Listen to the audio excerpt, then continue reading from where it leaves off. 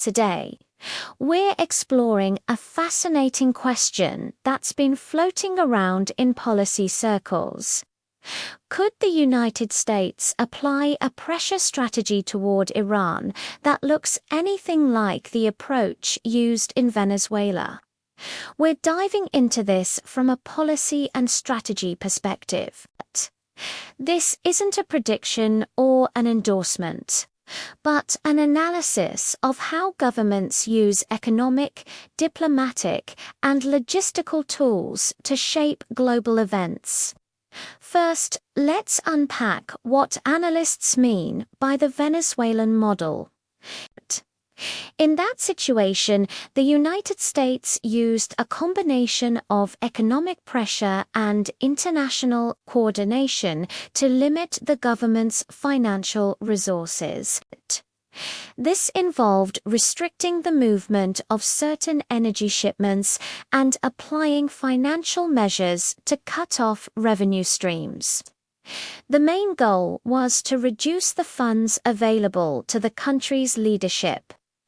Now, some experts are suggesting a similar model could be considered in other regions where energy exports are the primary source of national income, such as the Gulf. So, how do analysts see this playing out in the Iran scenario? According to commentary from retired military officials and policy specialists, the presence of U.S. naval assets in nearby waters gives the administration a wide range of options for monitoring and influencing regional activity. From their perspective, these deployments create the capacity for much tighter control over energy flows if policymakers decide to go down that path. The idea mirrors the Venezuelan approach in a few key ways.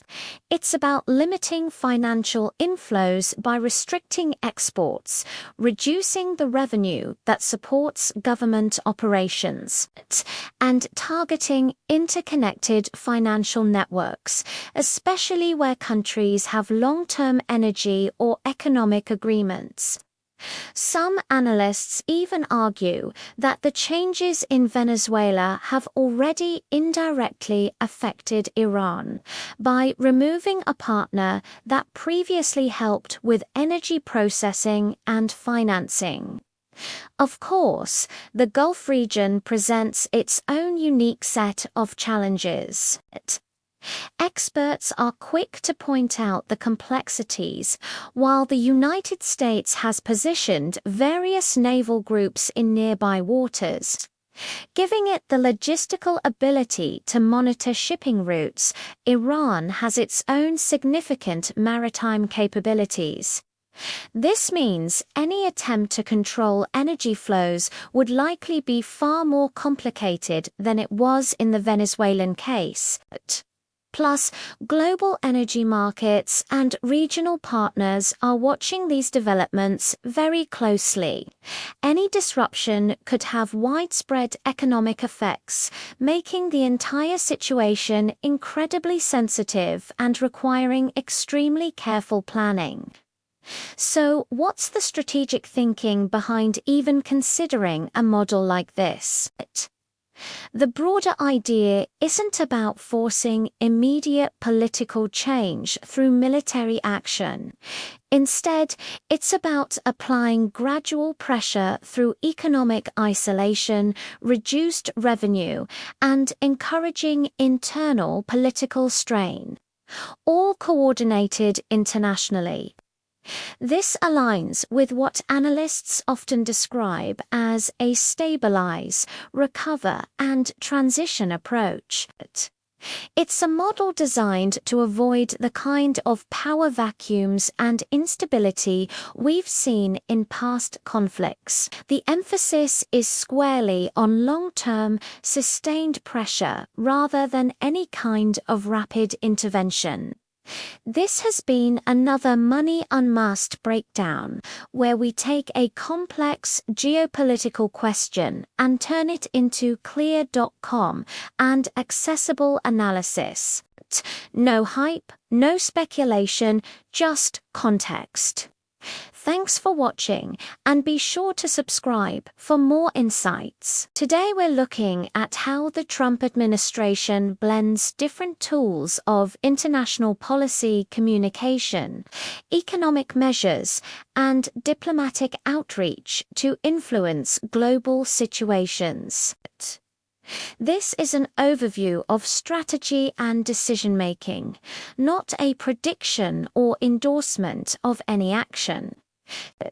One part of the administration's approach involves using highly visible government resources to send signals during moments of international tension. These movements are meant to show attention, readiness, and concern, rather than to indicate that any direct action is expected. In situations like the unrest in Iran, placing U.S. assets in nearby regions served as a public message that the United States was monitoring events closely. Officials have repeatedly emphasized that the goal is stability, not escalation. Digital tools are also used to interrupt harmful activities in a non-physical way, helping limit the ability of governments to restrict their populations. Economic tools often play the biggest role. These include financial restrictions, trade limitations, and policies designed to reduce access to key revenue sources. The idea is to encourage governments to adjust their behavior. By limiting the resources available for activities the U.S. considers destabilizing. In Iran, this has included pressure on oil sales. In other regions, tariffs and trade policies have been used to influence cooperation. These measures create leverage without physical confrontation, and diplomacy runs alongside everything else. The administration uses international organizations, public statements, and private communication to express concerns and outline expectations. Another part of this strategy involves meeting with political figures from countries experiencing internal challenges. These meetings highlight alternative leadership voices and signal support for democratic processes. Sometimes the administration chooses not to comment publicly, allowing uncertainty to influence how other governments respond. All of these elements, visible presence, economic measures, and diplomacy, are designed to encourage governments to reconsider their actions or engage in dialogue. The broader aim is to apply pressure without committing the United States to long-term involvement or large-scale operations. It's a strategy built around influence, signaling, and international coordination. This has been another Money Unmasked breakdown, explaining global strategy in a clear, calm, and accessible way. No hype, no speculation, just context. Ever wondered why it's so much harder to restrict Iran's energy shipments compared to Venezuela? Today, we're diving deep into that very question. We'll be looking at why these two situations, often compared by analysts, are fundamentally different. This isn't about taking sides or making predictions. It's a calm, neutral analysis of capability, geography, and strategy. We're simply unmasking the facts to understand the bigger picture. Let's start with Iran. Experts consistently point out that Iran has a significantly more developed maritime presence than Venezuela. This isn't about looking for a fight.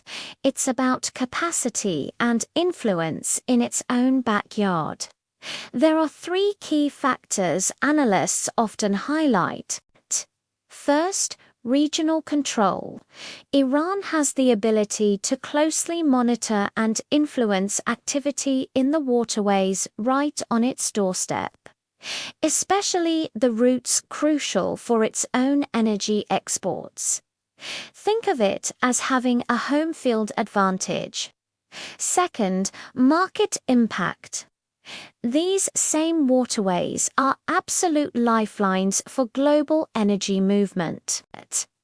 Any disruption, or even just the threat of one, sends ripples of concern through international markets and among global partners.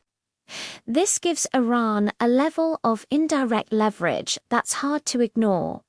And third, response capacity. Analysts note that Iran has a much broader set of tools it can use to respond to any pressure. This means that any attempt by outside actors to restrict its exports would require a huge amount of extra planning and defensive measures. In short, Iran operates in a region where its maritime presence carries serious weight, and that changes the entire dynamic. Now, let's shift our focus to Venezuela. The situation there is worlds apart. According to multiple sources, Venezuela operates in what could be called a more permissive maritime environment, especially when it comes to external pressure. First off, there's limited maritime resistance. The United States has already shown it can effectively monitor and restrict sanctioned oil shipments, leaving Venezuelan ports with very little interference. This isn't a hypothetical. It's something that has been actively demonstrated. Second, there's a level of established control. Analysts describe the situation as one where the US has successfully maintained oversight of Venezuela's energy flows, which directly limits the revenue the country can generate from its oil, because this approach has worked with minimal pushback. Some experts now view it as a potential model that could be considered for other situations, though they caution it's not a one-size-fits-all template. The key takeaway here is that Venezuela's maritime capacity is far smaller, and its geographical location makes it much easier for other naval powers to monitor and control shipping lanes.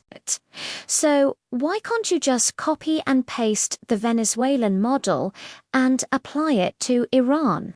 Even though the Venezuelan approach is often referenced in discussions, analysts are quick to stress that trying the same thing with Iran would be exponentially more complex and risky. Let's break down why. As we've already mentioned, Iran has a much stronger regional presence. It's not just about having ships, it's about integrating them into a broader strategy within a critical geographical area. Iran also possesses more advanced maritime and missile systems, which adds another layer of deterrence and complexity for anyone trying to operate nearby. Furthermore, the global economic stakes are much, much higher. The waterways near Iran are vital to the world's economy, and any instability there would have far-reaching consequences that would affect everyone. Because of all these factors, analysts agree that any attempt to restrict Iran's exports would require a massive concentration of resources and international presence, far exceeding what was needed in the Caribbean with Venezuela. It's simply not a comparable scenario. So what's the strategic goal behind even making this comparison? It's not really about planning identical actions. Instead, it's about understanding how economic pressure and maritime influence work differently, depending on a nation's geography and capabilities. The broader aim of these pressure campaigns, as described by analysts, is to limit a country's revenue, increase internal pressure, and hopefully encourage political or economic shifts, all while avoiding a long-term military commitment or large-scale operation. This mirrors the stabilize, recover, transition approach that was talked about in the context of Venezuela. However, applying that same thinking to Iran requires a whole new level of strategic planning due to the vastly different and more complex realities on the ground and at sea. The comparison serves as a powerful case study in the limits of power and the importance of geography in modern geopolitics. And that's our breakdown for today. We took a complicated geopolitical comparison and turned it into clear, calm, and accessible analysis. No hype, no speculation, just the context you need to understand the world a little better. Thanks for watching, and if you found this helpful, be sure to like, subscribe, and hit that notification bell for more deep dives. See you next time.